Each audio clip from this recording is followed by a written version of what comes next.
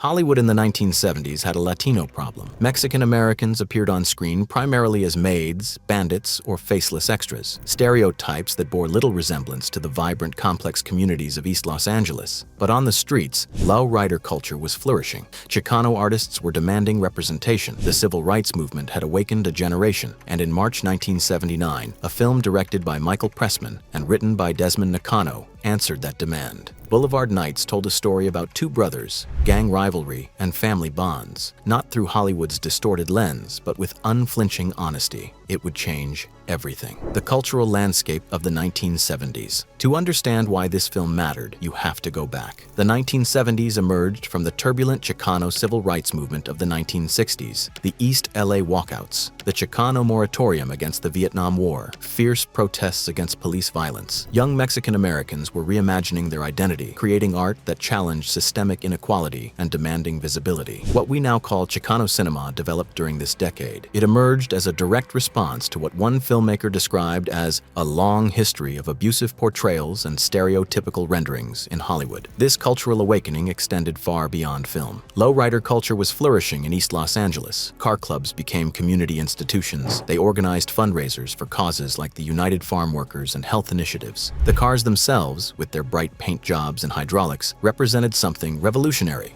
a rejection of mainstream hot rod culture in favor of a distinctly Mexican-American aesthetic, moving low and slow. Meanwhile, art collectives like ASCO were creating guerrilla performances and satirical no movies. They were protesting their exclusion from galleries and Hollywood's refusal to cast Latinos outside of stereotypical roles. Within this environment of creative rebellion and cultural assertion, Boulevard Nights would find its moment. The making of Boulevard Nights. The making of Boulevard Nights is where things get interesting. Michael Pressman, the film's director, later acknowledged something unusual about it. Today, he reflected, a white Jewish man would never get this job. But Pressman approached the project with genuine respect and commitment to authenticity. He took inspiration from Martin Ritt's approach to directing Sounder. He immersed himself in the community, set up production offices in East L.A., invited locals to become part of the filmmaking process. The script by Desmond Nakano had already garnered significant recognition. It won the Writers Guild Open Door Award. It won the Samuel Goldwyn Award. Producer Tony Bill optioned it, and the film moved into production.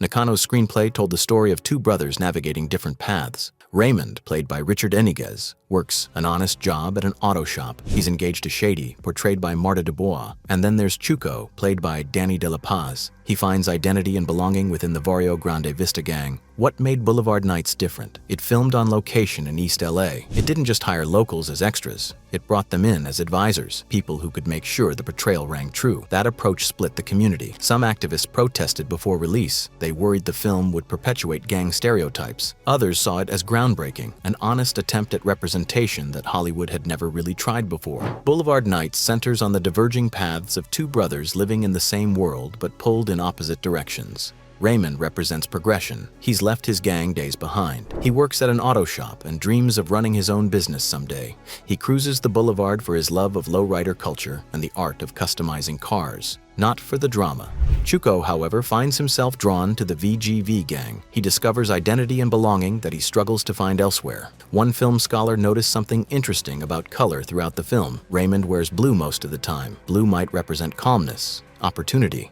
but when he gets angry, aggressive, he's in a white tank top. White like his gang past, like he's reverting. Chuco shifts between blue patterns associated with his brother and the white clothing typical of gang members, perhaps reflecting his struggle between two worlds. Whether these color choices were intentional on the filmmaker's part or represent patterns, viewers have found meaningful remains open to interpretation. The same scholar points to Chuco's relationships with animals throughout the film. A caged crow, a cat he befriends when alone, eventually a snake tattoo. These might symbolize his character's evolution and isolation. The tragedy unfolds when rivalry between 11th Street and VGV escalates. An accidental stabbing during a confrontation on the boulevard sets events in motion. Tension builds. And then violence strikes at Raymond's wedding celebration.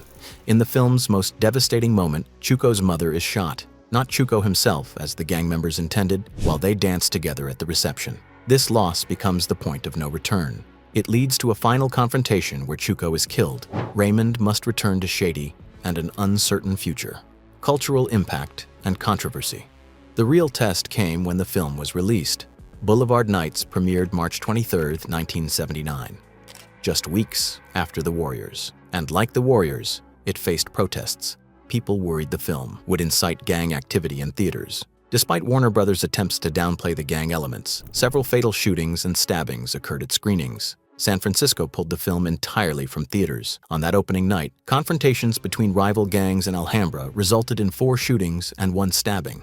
At a Mission Drive-In in Ontario, a 15-year-old was shot and 2 others were stabbed. The controversy was painful, but it was revealing. It showed how deeply audiences engaged with the material, how rarely they had seen their own experiences reflected on screen. Roger Ebert defended the film in his review. He called it a sensitive and thoughtful film about the tragedy of gang warfare in the barrio. He noted it was clearly anti-gang, with none of the pseudo-romantic posturing of the warriors. Ebert made an important distinction. Audiences left the warriors with bloodlust. But Boulevard Nights?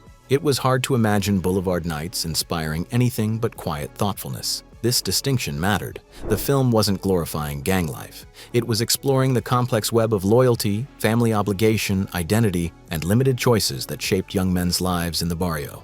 The community response, particularly over time, proved the film's lasting value. At a 40th anniversary screening, over 3,000 people filled the audience to watch Boulevard Nights and participate in a panel discussion. One filmmaker who attended explained why the film endured. Everybody in that audience related to the same experiences that the characters were going through, he said. They recognized the honesty of the relationships. It was relationships about family that I related to. Established narrative and thematic approaches that would influence generations of filmmakers. The film's honest portrayal of brotherhood, its refusal to simplify its characters into heroes or villains, its deep connection to lowrider culture, these created a template for authentic East L.A. storytelling. Filmmakers who grew up watching the movie found themselves unconsciously incorporating its themes into their own work years later. One director recalled watching it at age 10. Years later, his wife pointed out how the brother dynamic had influenced his own debut film. He hadn't even realized it. The film belongs alongside later works like La Bamba and Stand and Deliver, films that, as Roger Ebert observed about great cinema, give audiences something new with each viewing. These weren't simply Latino films, they were masterfully crafted stories that happened to center Mexican-American experiences, demonstrating how a very specific story can speak to everyone. Boulevard Nights also documented a specific moment in time, the lowrider culture, the music, the fashion, the very real tensions of East L.A. in the late 1970s. It captured elements of Chicano youth culture and the complex relationship between Mexican-American communities and the larger society that often marginalized them. Honesty over authenticity. Here's what one filmmaker said about why Boulevard Nights worked. It succeeded because it prioritized honesty over authenticity. Authenticity, that word's been weaponized. It's become a marketing tool, telling audiences what to think. But honesty? Honesty is harder. It's flawed characters, difficult choices, constrained circumstances, and honesty speaks for itself. The film showed Raymond as both admirable and chauvinistic. Chuco as both sympathetic and self-destructive. What emerges most powerfully is the emotional truth of 2 brothers who love each other, but they grow so far apart they can barely communicate. Raymond has Shady, who stands by him even when she disagrees with his choices, providing steadfast support. Chuco can't find that kind of constancy anywhere. This complex portrayal of family bonds strained by different life paths resonates across cultures and generations. The foundation of East L.A. cinema. Today, Boulevard Nights stands as a pioneering work, the film that proved Mexican-American stories from the barrio could be told with complexity, artistry, and commercial viability. It demonstrated to Hollywood that these stories mattered, that these voices deserved to be heard. That authentic representation meant more than just casting. It meant involving the community, respecting their experiences, telling their truths with unflinching honesty. Boulevard Nights wasn't perfect, but it was groundbreaking.